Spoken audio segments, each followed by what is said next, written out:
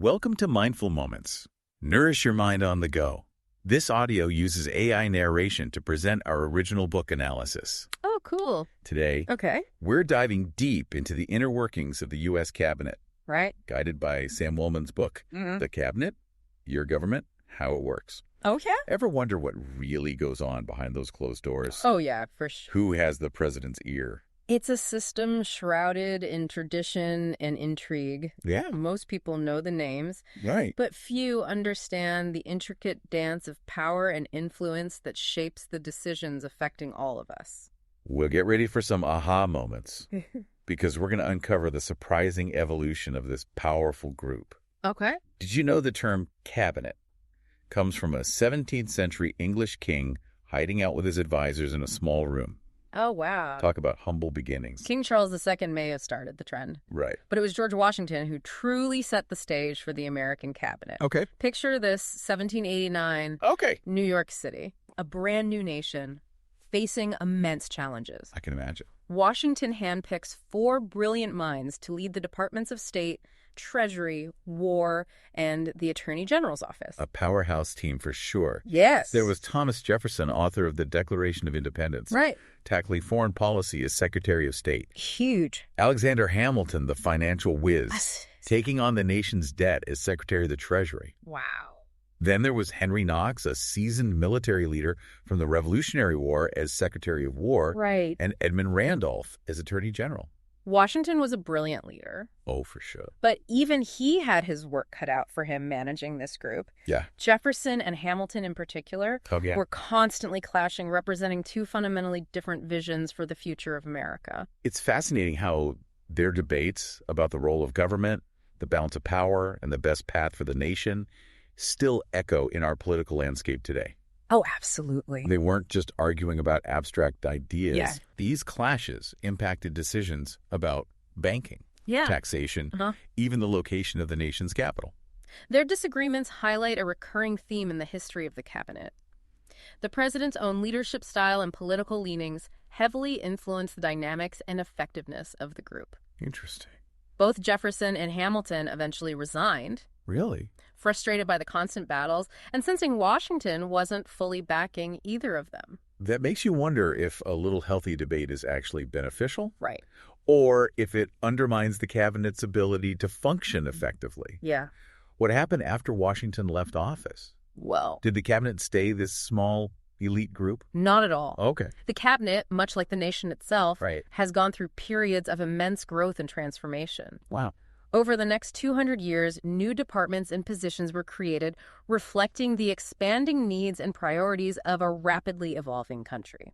It's like each new addition tells a story about a specific era in American history. When the U.S. wanted to build up its naval power, John Adams added the Secretary of the Navy to the mix. Makes sense. As America industrialized, concerns about worker safety and fair labor practices led to the creation of the Department of Labor in 1913. Exactly. Right. And it wasn't just about expanding federal power. Right. The creation of these new departments was often driven by public demand, social movements, and a growing awareness of the government's role in addressing the needs of its citizens. Let's talk about how those original 4 cabinet positions from Washington's time have evolved into the massive departments we see today. Okay. All right, so by the 21st century, the Secretary of State, once responsible for both domestic and foreign affairs, had become laser-focused on international relations. They serve as the president's chief advisor on foreign policy. Big job. Navigating a complex web of diplomacy, treaties, and alliances. Wow. Think high-stakes negotiations, managing embassies around the world, responding to global crises. And it's no small feat that this position is 4th in line to the presidency right after the vice president, Speaker of the House, and President pro tempore of the Senate. Yeah, that's right. That speaks volumes about the importance of this role in shaping U.S. foreign policy and what could happen if the top 3 leaders were somehow incapacitated. Absolutely. Right. It's a position that requires a deep understanding of global affairs. For sure. And the ability to make tough decisions with far-reaching consequences. Now, the Department of the Treasury has grown exponentially since Alexander Hamilton's day. Oh, yeah. It's mind-boggling to think about the sheer scale of their operation. In the 21st century, the Secretary of the Treasury manages an annual budget of hundreds of billions of dollars. Wow. And oversees over 100,000 employees. That's huge. They are responsible for everything from collecting taxes and printing money to regulating banks and financial institutions. Right. They manage the national debt. Okay. Oversee the Secret Service. Wow. Even run the U.S. Mint. Their decisions impact the financial stability of the entire country. The Department of Defense has undergone a similar transformation. Right. From a few hundred soldiers in Washington's time to a global military force of over 1 million personnel. Wow.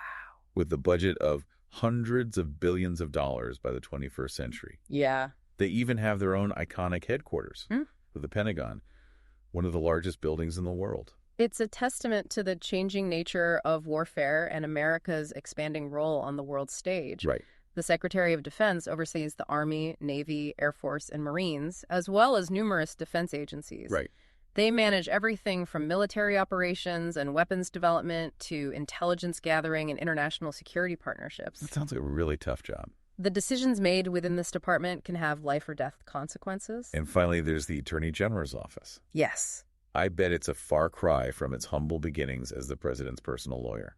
You could say that. By the 21st century, the Attorney General heads the sprawling Department of Justice responsible for enforcing federal laws, preventing and controlling crime, and ensuring justice for all citizens. A huge responsibility. They oversee divisions focused on everything from civil rights and criminal justice to antitrust laws, environmental protection, and national security. So many different areas. They also manage agencies like the FBI, the DEA, and the Bureau of Prisons. Wow. It's a massive undertaking with a huge impact on the lives of everyday Americans. So we've seen how the big four cabinet positions have evolved over time. Yeah. What about the departments that were added later? Okay. What do they tell us about how governing the U.S. became more complex? That's where it gets really interesting. Okay. From managing vast natural resources to addressing the needs of a growing and diversifying population, these newer cabinet positions reveal a lot about America's journey as a nation. All right, so let's dive into some of those newer departments. Okay. Starting with the ones focused on serving individual citizens.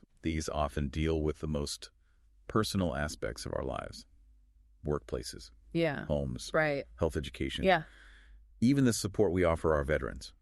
These departments really highlight the evolving role of the federal government in addressing the needs of its citizens. Yeah. Take the Department of Labor, for example. Okay. It was created in 1913, right. A time of rapid industrialization right. and growing concerns about worker safety and fair labor practices. It's hard to imagine a time when there wasn't a dedicated agency looking out for the well-being of workers. I know, right? What does the Secretary of Labor actually do? They have the crucial task of preparing the American workforce for new and better jobs, while also ensuring safe and fair working conditions. Right. They're responsible for enforcing over 180 federal laws related to wages, health and safety, employment and pension rights, equal opportunity, and more. That's a huge responsibility. It sounds like they're constantly walking a tightrope between protecting workers and supporting businesses. It is a delicate balance. Right. Especially in today's rapidly changing job market. Yeah. The Department of Labor also administers job training programs, unemployment insurance, and workers' compensation. Right. They collect and analyze labor statistics to inform policy decisions and ensure those policies are keeping pace with the evolving needs of the workforce. Then there's the Department of Housing and Urban Development. Or HUD. Right. I know they're all about affordable housing, but what does that actually look like in practice?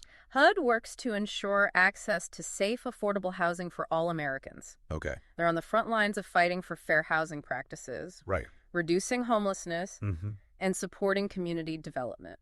These are some of the most persistent and challenging issues facing our nation. Absolutely. Especially in areas with high housing costs. Yeah. Or limited access to affordable options. Exactly. And HUD tackles these challenges through a variety of programs and partners, including the Federal Housing Administration. Right. They provide housing assistance, promote home ownership, and revitalize distressed communities. Wow. It's a complex undertaking that requires a deep understanding of housing markets, community needs, and the often hidden forces that drive inequality. Now, the Department of Health and Human Services, or HHS. Right. Seems like it touches almost everyone's life in some way. Yeah. I mean, who hasn't heard of the CDC, especially in recent years? HHS is truly the guardian of our nation's health. Yeah. They oversee a vast network of agencies and programs that impact us all. Right. From the National Institutes of Health, which conducts cutting-edge medical research, to the Food and Drug Administration, which ensures the safety of our food and medicines. And, of course, there's the CDC, which has become a household name, right, especially with global health threats like pandemic. Their role in tracking and responding to disease outbreaks has never been more critical. Yeah, no kidding. But HHS also manages programs like Medicare and Medicaid, providing health coverage to millions of Americans. Wow. It's a massive operation, constantly evolving to address emerging health challenges.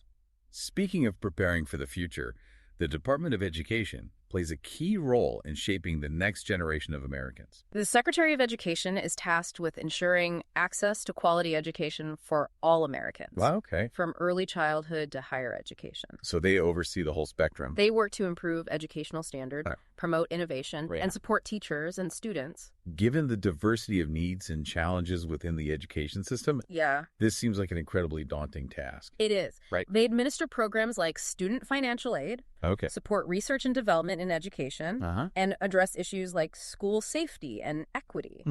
They also advocate for policies that promote lifelong learning and prepare students for the workforce. And then there's the Department of Veterans Affairs, which has a very specific and incredibly important mission. The Secretary of Veterans Affairs is dedicated to serving those who have served our country, ensuring veterans and their families receive the benefits, healthcare, and support they deserve. Considering the sacrifices veterans have made for our nation, it's reassuring to know there's a dedicated department focused solely on their well-being. Absolutely. Yeah. They manage a vast network of hospitals, clinics, and benefits programs, providing everything from medical care and rehabilitation to education and housing assistance. Wow. They also oversee national cemeteries and memorials honoring the service and sacrifice of our veterans. Those are 5 cabinet positions that truly focus on serving the needs of individual citizens. Great. Now let's shift gears and explore the cabinet positions responsible for managing our nation's resources. These departments play a crucial role in safeguarding our environment, ensuring sustainable use of our natural resources, and promoting economic growth. Starting with the Department of the Interior. It was one of the first departments added after the original 4, wasn't it? It was established in 1849. Right. It was initially responsible for managing the vast and diverse resources under federal control, including over 500 million acres of land. Wow. National parks, okay, wildlife refuges, forests, right, even Native American reservations. So they're like the caretakers of America's natural treasures, protecting these lands, right, balancing conservation with responsible use, and ensuring these resources are available for future generations. That's a great way to put it. Thanks. The Department of the Interior faces a lot of complex challenges. Oh, yeah. Especially as we grapple with issues like climate change, right, resource scarcity, and the competing demands of different stakeholders. Then there's the Department of Agriculture, which I think most people would agree touches everyone's life on a daily basis, whether we realize it or not. Absolutely. From the food we eat to the clothes we wear, the Department of Agriculture plays a vital role in supporting American agriculture, ensuring the safety of our food supply, and promoting rural development. What does that actually look like in terms of their day-to-day work? They conduct research to improve farming practices, provide financial assistance to farmers and ranchers, inspect food processing facilities, and manage programs like food stamps and school lunches. It's amazing to think about the complexity of our food system and the many challenges facing rural communities. Sure. I imagine this department is constantly adapting to new technologies, changing consumer demands, and the ever-present threat of climate change. You're right. Yeah. The Department of Agriculture also plays a key role in conservation efforts. Managing vast tracts of national forests and grasslands, they're constantly balancing the needs of farmers and ranchers with the long-term health of our ecosystems. Now, the Department of Commerce might not be as visible as some of the others, but I imagine they're crucial to promoting economic growth. they are indeed. Right. The Secretary of Commerce focuses on fostering job creation, promoting innovation, and strengthening the U.S. economy, both domestically and internationally. Wow. Think of them as a champion for American businesses, right? Providing data and analysis, helping them access new markets, and promoting trade agreements. So they're not just about boosting profits. Right. They're also working to create a more competitive and innovative economy. Exactly. Right. And they oversee agencies like the Patent and Trademark Office and the National Oceanic and Atmospheric Administration, which conducts research and monitors weather patterns. Right. Their work has a ripple effect across many sectors of the economy. Speaking of ripple effects, the Department of Transportation plays a vital role in our increasingly mobile society. The Secretary of Transportation is responsible for ensuring a safe, efficient, and sustainable transportation system across all modes of travel, from roads and bridges to airports and railways. That's a huge responsibility considering how reliant we are on a functioning transportation system. It is. Yeah. They set safety standards, invest in infrastructure projects, and promote innovation in transportation technology. Right. They also oversee agencies like the Federal Aviation Administration and the National Highway Traffic Safety Administration. Then there's the Department of Energy, which seems particularly relevant given the growing urgency of climate change? Yes. And the need for clean energy? It is. Yeah. The Secretary of Energy is responsible for addressing our nation's energy challenges, promoting energy independence, and advancing scientific and technological innovation in the energy sector. I imagine that involves a lot of tough decisions. Yeah. And balancing competing priorities. It does. Right. They manage research and development programs for clean energy technologies. Promote energy efficiency. Oversee the nation's nuclear weapons program. Wow. And work to clean up environmental contamination from past energy production. That's a lot. They're constantly trying to meet our current energy needs while also preparing for a sustainable future. So we've covered 14 cabinet positions. Yeah. It's amazing to see how the cabinet has grown and adapted over time. I know, it's incredible. Reflecting the changing needs and priorities of our nation. It's a testament to the dynamism of American democracy. Right. And the government's evolving role in addressing the challenges facing our nation. But it's important to remember that these are just the formal cabinet positions. You're right. Over time, other officials have become increasingly influential in advising the president. Yeah. The National Security Advisor, the Director of the Central Intelligence Agency, economic advisors. Right. There's a whole host of key players who shape policy and decision-making outside the formal cabinet structure. And with the increasing complexity of governing in the 21st century, it's likely that the cabinet will continue to evolve, with new positions created to address emerging challenges. For sure. So what does the future hold for the cabinet? That's a great question. What trends might we see? Oh, wow. It really makes you wonder what the cabinet of the future will look like. I know, right? What new challenges will shape its structure and influence? It's hard to predict the future with certainty, but based on historical trends and the issues facing our nation today, we can make some educated guesses. One likely trend is the continued expansion of the cabinet. That makes sense as the U.S. faces new and complex challenges like cybersecurity, climate change, artificial intelligence, and an aging population.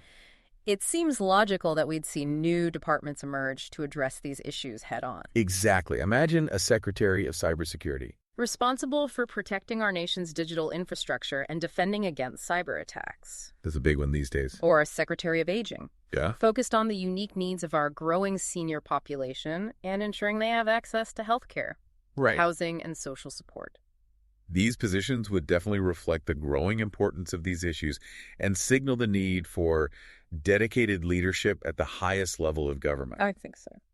But I wonder, as the cabinet grows, won't it become even more challenging for the president to manage such a large and diverse group of advisors? It's a valid concern. A larger cabinet means more voices competing for the president's attention, which could lead to fragmentation and a lack of clear direction. Makes sense. It's also likely that those who had larger, more established departments like State, Defense, and Treasury will continue to hold more sway. So it's not just about having a seat at the table. It's also about the size and influence of the department you represent. Exactly. And with the growing influence of advisors and officials outside the formal cabinet structure, the dynamics of power and influence within the executive branch are likely to become even more complex. That's a key point. The National Security Advisor, for instance, has become a central player in foreign policy, often eclipsing the Secretary of State in terms of access to the president. Interesting. This shift raises important questions about accountability and transparency. Exactly. As more decisions are made outside the formal cabinet structure, it becomes harder for the public to understand how those decisions are made and who is ultimately responsible. Right. It underscores the importance of an informed citizenry. Yes. Who understand how our government works, who the key players are, and how decisions are made that affect our lives. Couldn't agree more. That's what makes deep dives like this one so crucial. For sure. They help us peel back the layers of government and understand the complex machinery that drives our nation. It's been a fascinating journey, tracing the evolution of the U.S. cabinet, from its humble beginnings with George Washington to its sprawling structure today. I agree. From managing national security to safeguarding our natural resources, the cabinet's impact on our daily lives is immense. We've only scratched the surface of this complex system. Right. Sam Wellman's book, The Cabinet, Your Government, How It Works, offers even more fascinating details about its history, key players, and the challenges it faces. It's a must-read for anyone who wants to understand the inner workings of the executive branch. If you want to learn more about how your government functions, we highly recommend checking out the full book. You can find a purchase link in the show notes. Don't forget to subscribe to Mindful Moments for more deep dives into thought-provoking topics.